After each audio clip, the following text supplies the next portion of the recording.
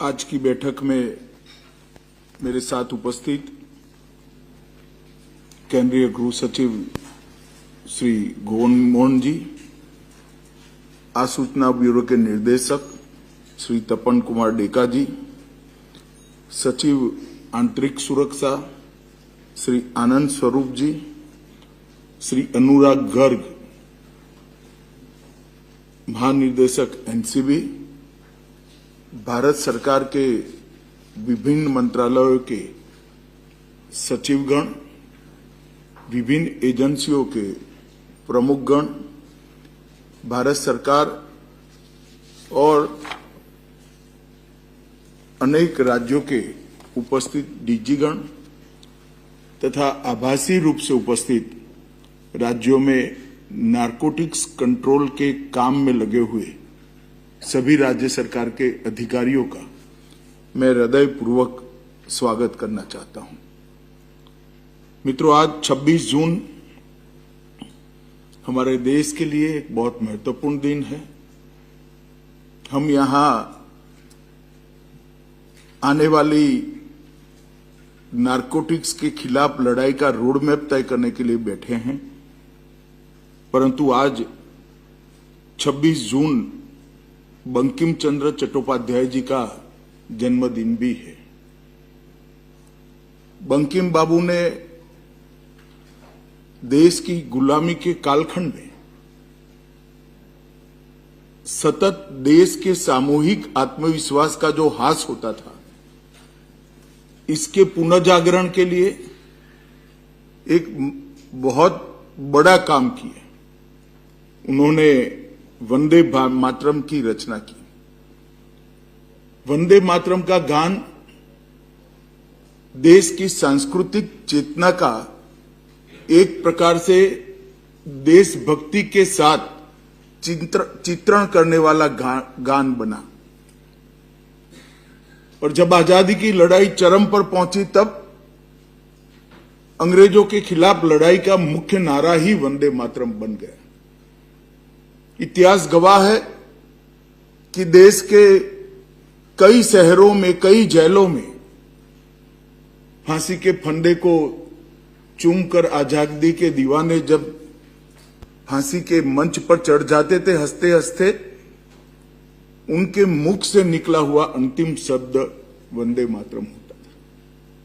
तो हम सब भारतीयों के लिए वंदे मातरम एक नारा नहीं है, वंदे मातरम एक गीत नहीं है, वंदे मातरम आजादी प्राप्त करने का आंदोलन का परिचय कराने वाला गीत भी नहीं है।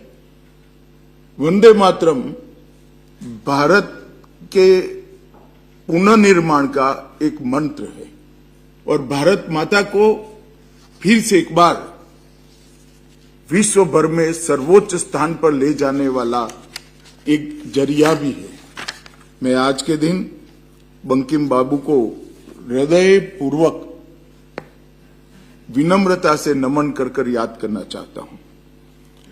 26 जून अंतर्राष्ट्रीय मादक पदार्थों के दुरुपयोग एवं अवैध तस्करी का निरोध दिन के रूप में भी मनाया जाता है।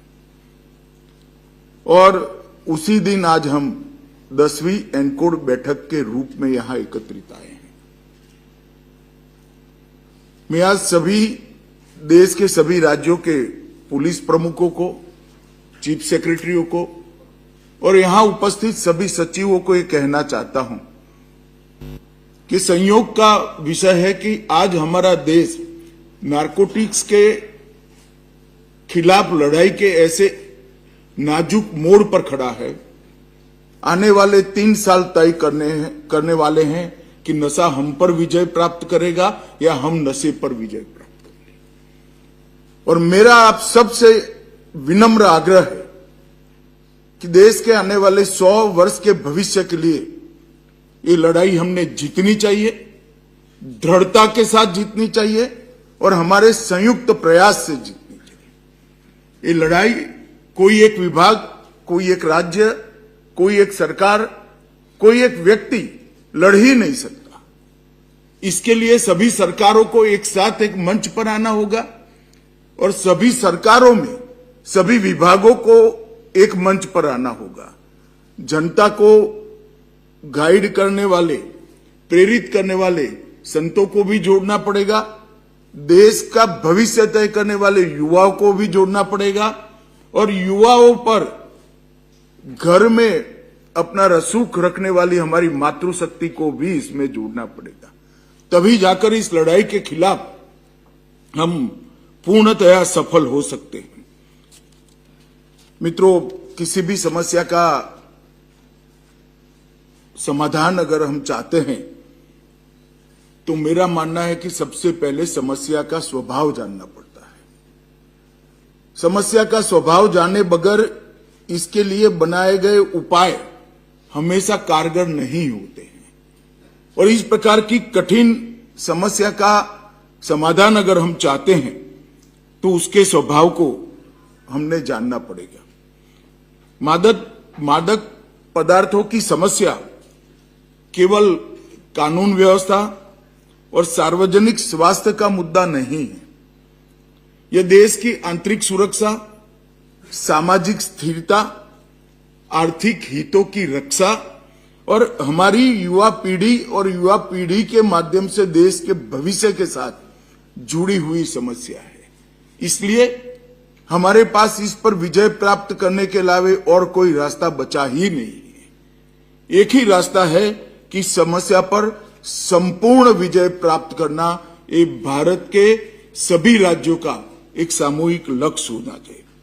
ड्रग तस्करी, संगठित अपराध, नार्को टेरर फाइनेंस और सीमा पार के आतंकी नेटवर्क के वित्त पोषण एक इस प्रकार से इवॉल्विंग नार्को टेररिज्म इकोसिस्टम भी बन चुकी है।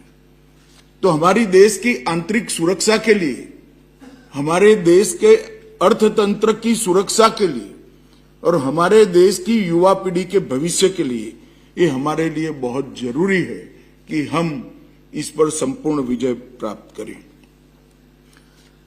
दुर्भाग्य की बात है मगर है, अटल जी कहा करते थे कि भूगोल नहीं बदल सकते हैं।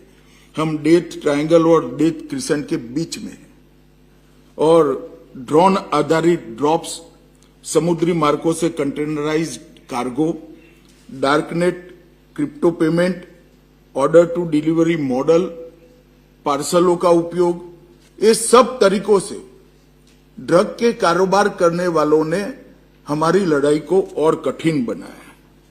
नार्को ऑफेंडर्स आज टेक्नोलॉजी से सक्षम बने हुए हैं, वो नेटवर्क आधारित बन चुके हैं और मल्टी डोमेन अपराध के रूप में भी आज हमारे सामने खड़े हैं। ये सभी चीजें ये लड़ाई को और कठिन बनाती है। इसलिए हमारी प्रतिक्रिया भी सामान्य नहीं होनी चाहिए।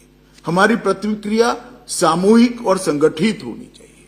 हमारी प्रतिक्रिया एक रोड मैप आधारित होनी चाहिए और उसमें आधुनिक इंटेलिजेंस लीड बेस्ड प्रतिक्रिया होनी चाहिए, टेक्नोलॉजी ड्रिवन अप्रोच होना चाहिए और नेटवर्क सेंट्रिक लड़ाई हमने करनी पड़ेगी और रूथलेस अप्रोच के साथ आगे बढ़ना पड़ेगा।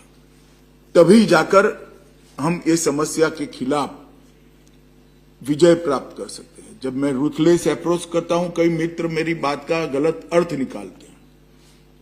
हमें ड्रग के व्यापार करने वालों के प्रति रूथलेस अप्रोच रखना है और ड्रग के विक्टिम जो है, जिनको आदत लग गई है, उनके प्रति सिंपैथेटिक अप्रोच रखना है।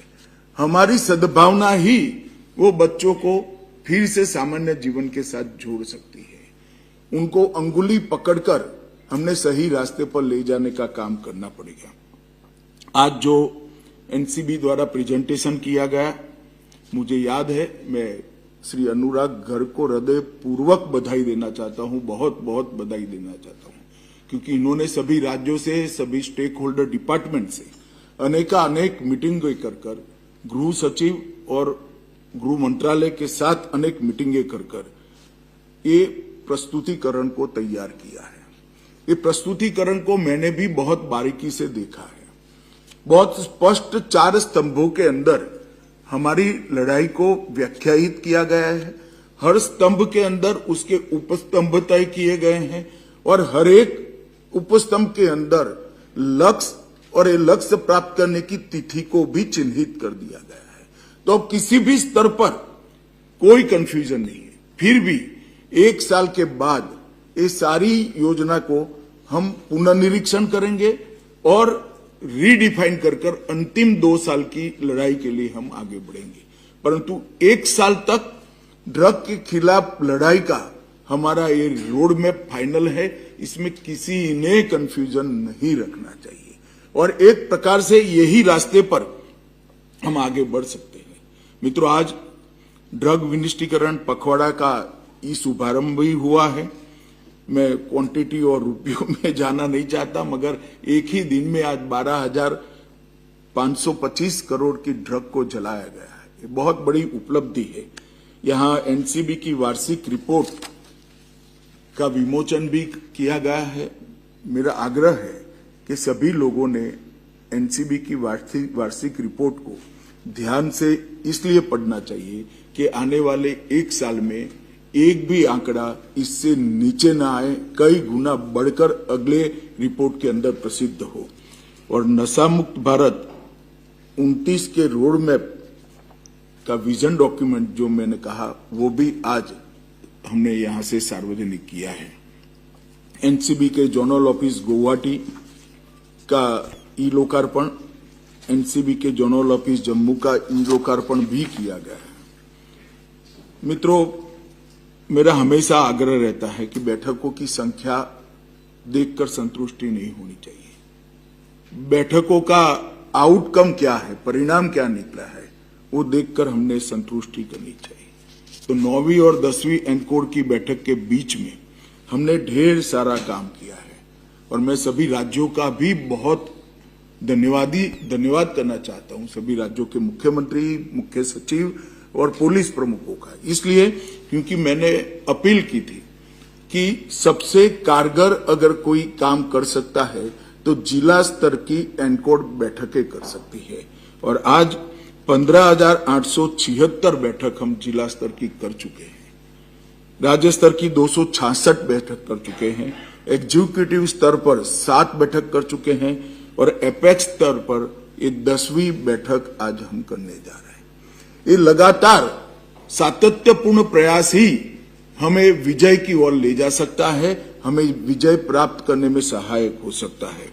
तो इसको और मजबूती से हमें आगे बढ़ाना है।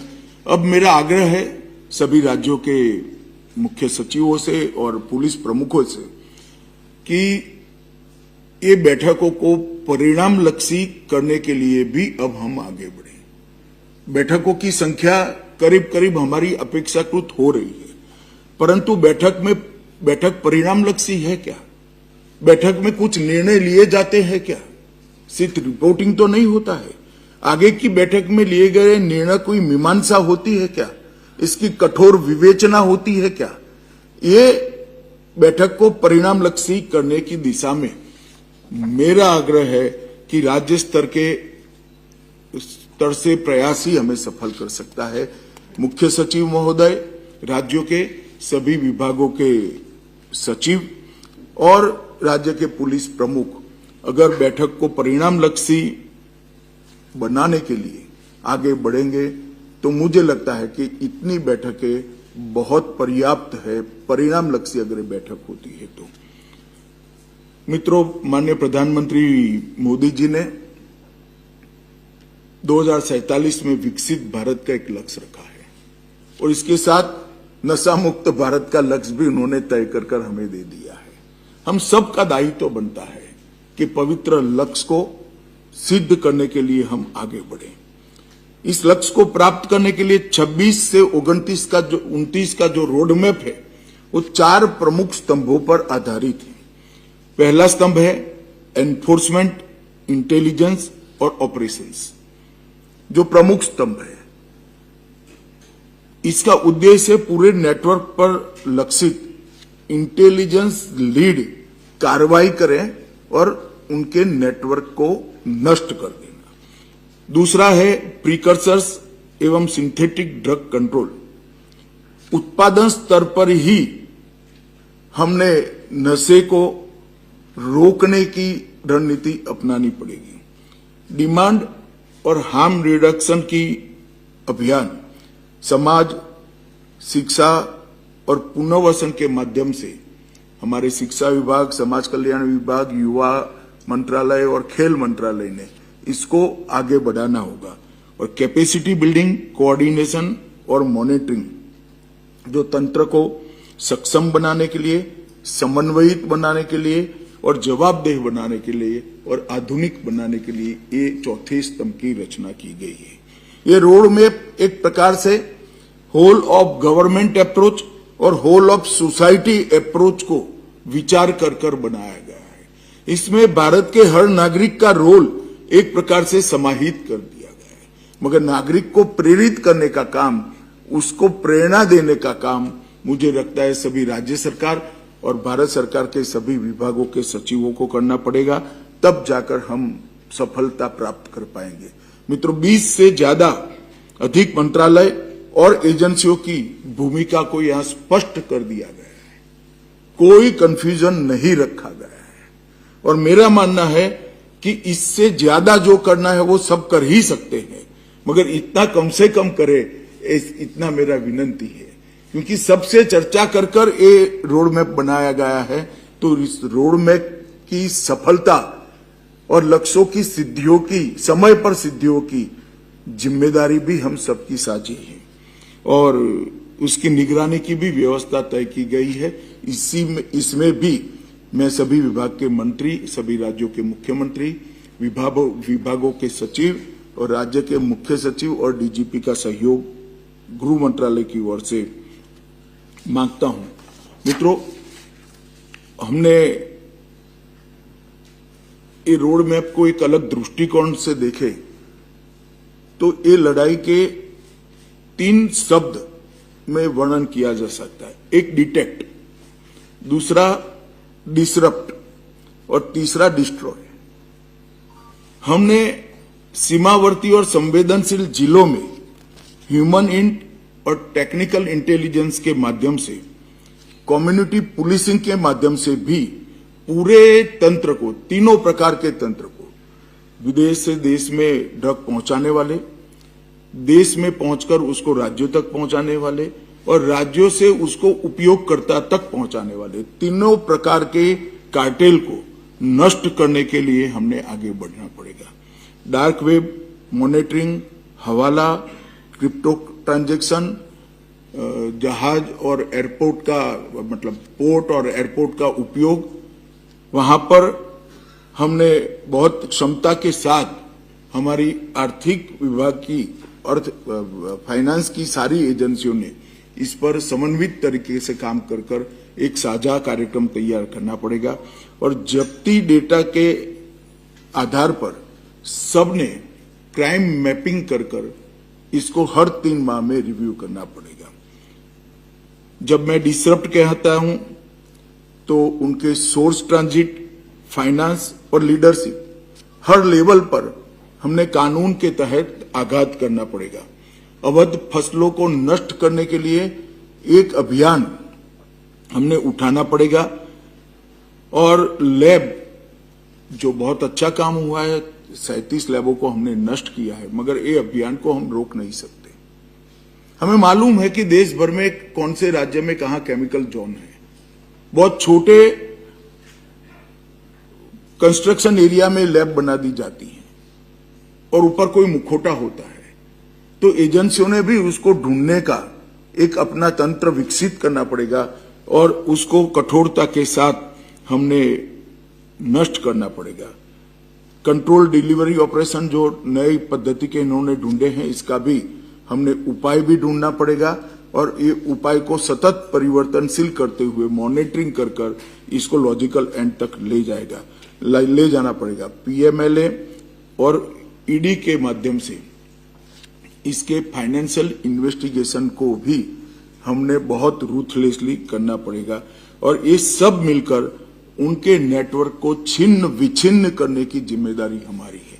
एक बार नेटवर्क छिन्न विछिन्न होता है तो हमारी लड़ाई जीतने के रास्ता बहुत आगे तक हम कर लेंगे। और तीसरा है डिस्ट्रॉय, नेटवर्क को दोबारा खड़ा न हो इस तरह से रूथलेसली समाप्त करना है। जो पकड़ा गया, जो किंग पिंग है, ये छूटना नहीं चाहिए। और सभी प्रावधान है हमारे कानूनों के अंदर। इसके लिए हमारी प्रोसिक्यूशन की सिस्टम को हमने मजबूत करना पड़ेगा। फास्ट ट्रैक ट्रायल के लिए हमने दबाव बनाना पड़ेगा। उच्च सजा का दर सिद्ध करने के लक्ष्य तय करने पड़ेंगे। डी एडिक्शन और रिहेबिलिटेशन, इसके माध्यम से हमने सप्लाई साइड को कम कर कर भी इनको डिस्ट्रॉय करने की दिशा में आगे बढ़ना पड़ेगा।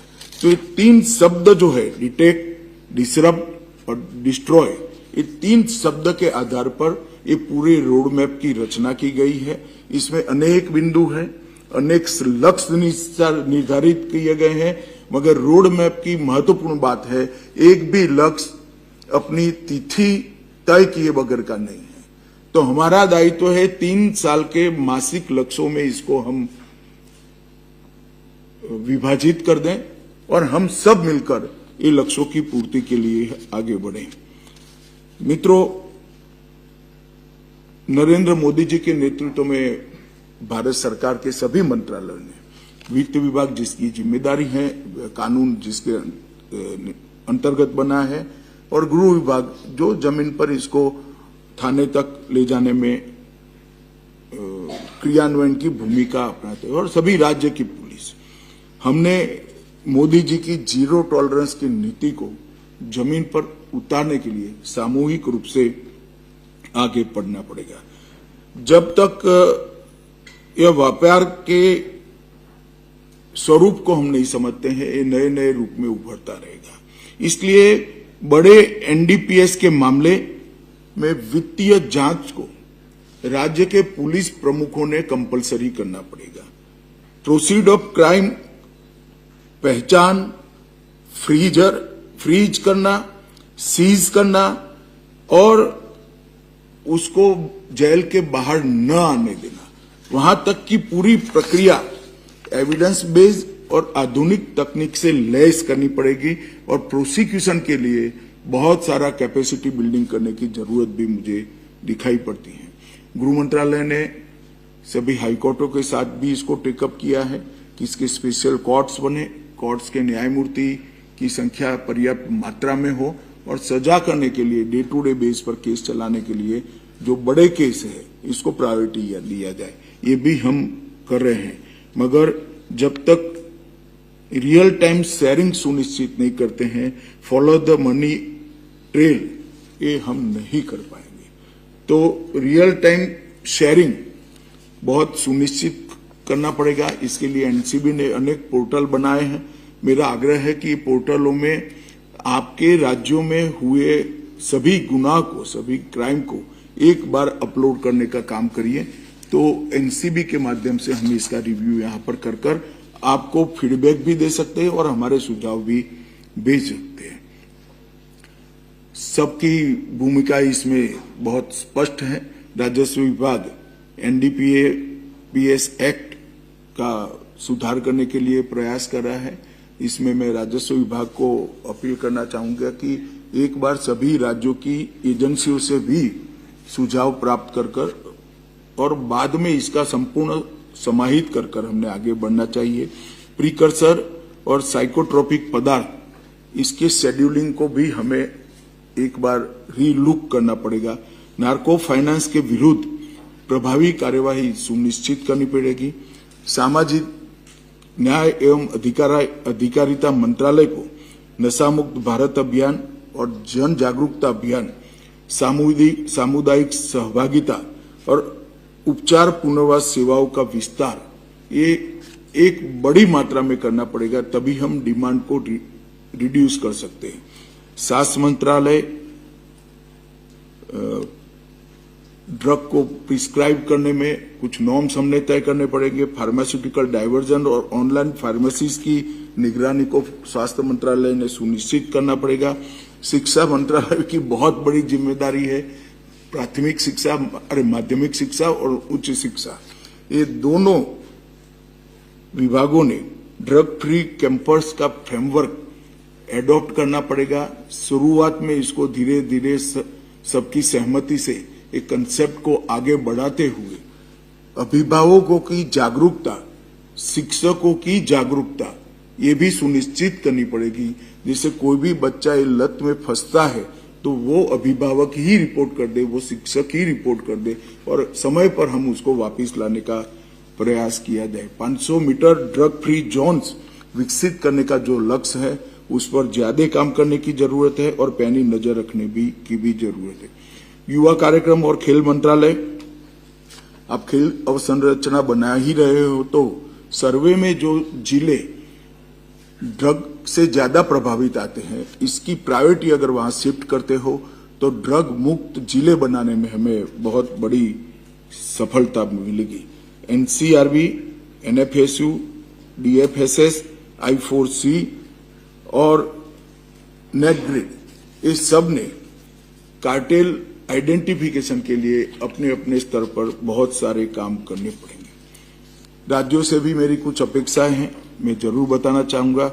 सबसे पहले ANTF को फुल टाइम बनाई जाए, डेडिकेटेड रिसोर्स इक्विप और अकाउंटेबल यूनिट के रूप में इसको परिवर्तित करने के लिए राज्यों के पुलिस प्रमुख ने काम करना। मेरा विनम्र अनुरोध है सभी पुलिस प्रमुखों को कि ANTF में ज्यादा चार्ज वाले अफसर रखकर इनके कंसंट्रेशन को, उनके समय को विभाजित नहीं करना चाहिए। ANTF का काम अति महत्वपूर्ण काम है, वहां फुल टाइम ऑफिसर, सक्षम ऑफिसर को रखने का हमने प्रयास करना चाहिए। दूसरा, कॉमर्शियल क्वांटिटी के मामले में फाइनेंशियल इन्वेस्टिगेशन तथा बैकवर्ड फॉरवर्ड लिंकेज ये हमारी इन्वेस्टिगेशन का अहम हिस्सा होना चाहिए। इसके बगैर हम तंत्र नष्ट नहीं कर सकते। हो सकता है कि कुछ आंकड़े तो बढ़ा लेंगे, कुछ ज्यादा लोगों को पकड़ लेंगे, मगर उनके तंत्र को संपूर्णतः समाप्त करना है तो कॉमर्शियल क्वांटिटी के मामले में फाइनेंशियल इन्वेस्टिगेशन और बैकवर्ड फॉरवर्ड लिंकेज का इन्वेस्टिगेशन ये कंपलसरी करना चाहिए।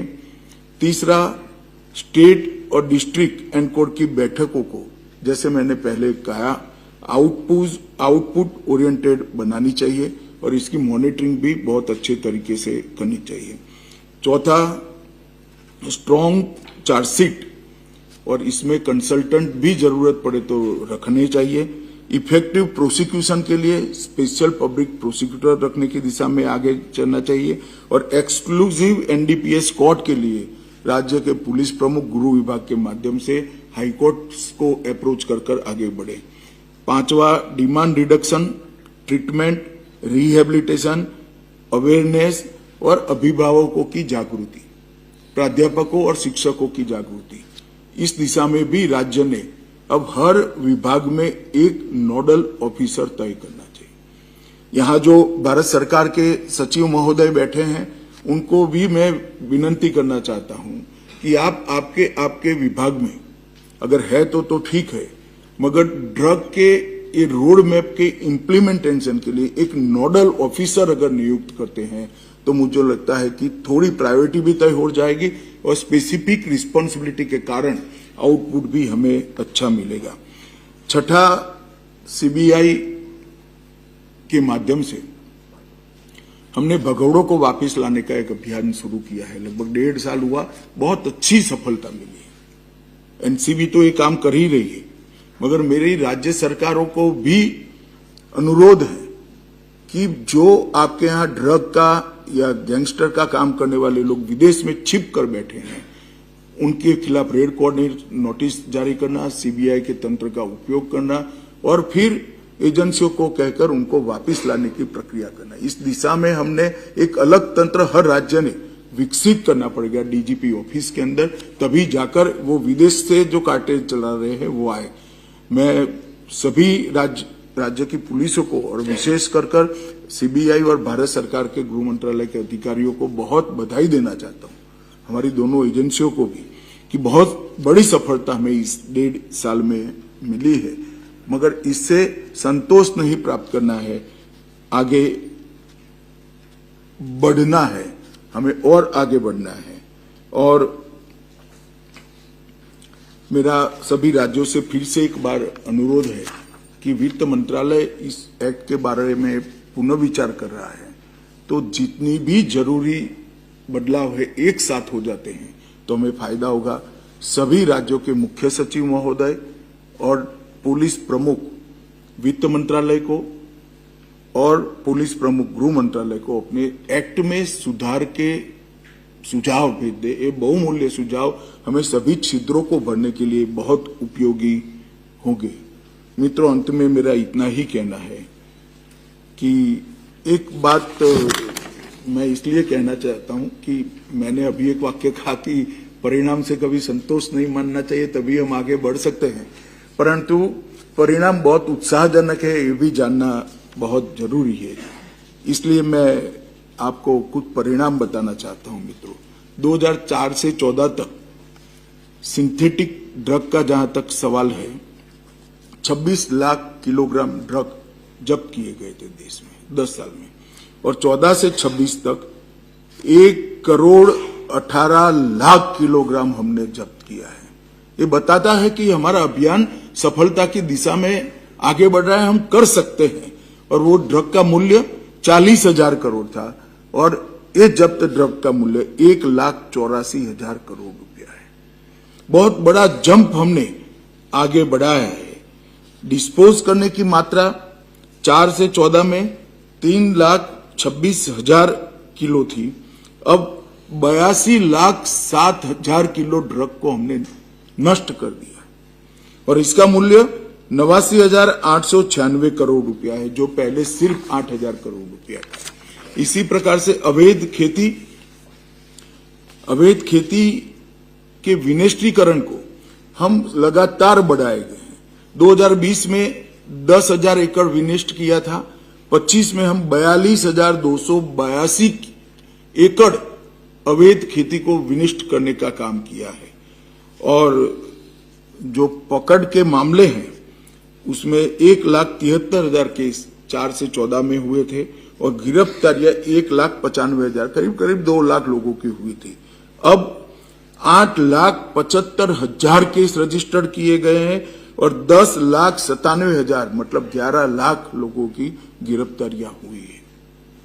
मित्रों, ये आंकड़े बताते हैं सब में 5 गुना, 6 गुना, 8 गुना, 12 गुना वृद्धि हुई है। आंकड़े बताते हैं कि हम प्रयास करते हैं तो सफलता जरूर मिलती है। प्रयास को अब स्पेसिफिक भी कर दिया गया है, लक्ष्य केंद्रित भी कर दिया है, टाइम बाउंड भी किया है और सभी प्रकार के बिंदु जो ड्रग के खिलाफ लड़ाई के उपलब्ध है हमने आइडेंटिफाई किए हैं, ये सभी बिंदुओं को समाहित कर ये रोड मैप बनाया गया है। तो मेरा सभी से आग्रह है कि रोड मैप के क्रियान्वयन की जिम्मेदारी कृपया गृह मंत्रालय की मत समझिएगा, ये राज्य सरकारों के सहयोग के बगैर हो ही नहीं सकता। इतने बड़े देश में ये संभव ही नहीं है। तो राज्य सरकारों की बहुत बड़ी जिम्मेदारी है और मैंडेट भी एक प्रकार से लॉ एंड ऑर्डर का राज्य सरकारों के पास है। और गृह मंत्रालय भारत सरकार का जो प्रयास है उसमें भी अकेला गृह मंत्रालय नहीं कर सकता, सारे मंत्रालय मिलकर करेंगे, तभी हम एक सफलता के रास्ते पर द्रुत गति से आगे बढ़ पाएंगे। मित्रों, दुनिया में कई देश ऐसे हैं जिन्होंने इस लड़ाई के खिलाफ अपने हथियार डाल दिए। इन्होंने मानवता के नाम पर अरेस्ट करने का काम बंद कर दिया है। अरेस्ट मानवता के कारण नहीं करे, इनकी जेलें भर गई है, जेलों की कैपेसिटी नहीं है, इसलिए इन्होंने कानून में बदलाव कर रहा है। हमारा सर्वे कुछ समय में आ जाएगा। मेरा सबसे आग्रह है कि हम इस जंतर पर अगर एक साथ होकर लड़ते हैं, एक मुश्त होकर लड़ते हैं, तो निश्चित रूप से विजय हमारी होगी, क्योंकि हमारा आशय शुभ है और अंततोगता विजय तो शुभ आशय की ही होती है। और मुझे पूरा विश्वास है कि 3 साल के अंदर हम भारत में ड्रग के नेटवर्क को समाप्त करने की दिशा में बहुत आगे बढ़ जाएंगे। ये लड़ाई एक प्रकार से हमारी अनंत लड़ाई है, मगर आघात इतना बड़ा होगा ये 3 साल में कि ये लड़ाई को खड़ा होने में वर्षों लग जाएंगे, दशकों लग जाएंगे। ये 3 साल हम सब सामूहिक प्रयास से मेहनत करें, एक लक्ष्य को तय कर मेहनत करें, समय पालना के साथ लक्ष्य को तय करें और साझी रणनीति के साथ करें, तो विजय हमारी सुनिश्चित है। फिर से एक बार नरेंद्र मोदी जी का नशा मुक्त भारत का लक्ष्य आप सभी को याद कराकर मेरी बात को समाप्त करता हूं और अंत में सभी का अब तक जो 2-3 साल में हुआ है इसके लिए बहुत बहुत धन्यवाद भी ज्ञापित करना चाहता हूं कि बहुत अच्छे परिणाम हमें मिले हैं, मगर इससे संतुष्ट नहीं होना है।